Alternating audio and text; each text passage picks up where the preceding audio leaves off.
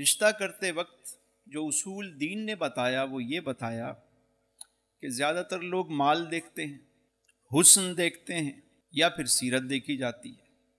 تو دین نے کہا کہ تم سیرت کو دیکھو، مال کو نہ دیکھو۔ مال تو ایک چھاؤں ہے۔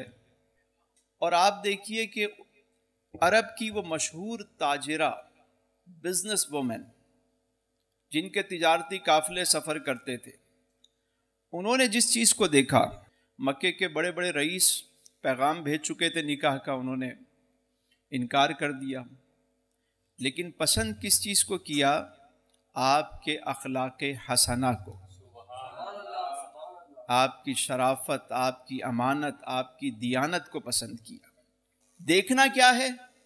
مال نہیں دیکھنا، مال نہیں دیکھنا۔ سب سے پہلی چیز جو آپ نے دیکھنی ہے وہ بیوٹی نہیں دیکھنی۔ کیا دیکھنا ہے؟ سیرت، کردار۔ اگر بندہ محنتی ہے، ایماندار ہے، اچھے خاندان سے ہے، تو آپ کو شادی کرنے میں دیر نہیں کرنی چاہیے۔ مال کم ہے، زیادہ ہو جائے گا۔ لیکن اگر آپ نے مال ہی دیکھا، بعض لوگوں سے کہا جائے اچھا لڑکا ہے، شادی کروا دیں، اچھا ہے، جوڑ اچھا ہے، نہیں مالی طور پہ ابھی بچہ محنت کر رہا ہے، محنتی بچہ ہے، تھوڑا آپ اس کو سپورٹ کریں گے اور اچھا ہو جائے گا، نہیں ہم نہیں۔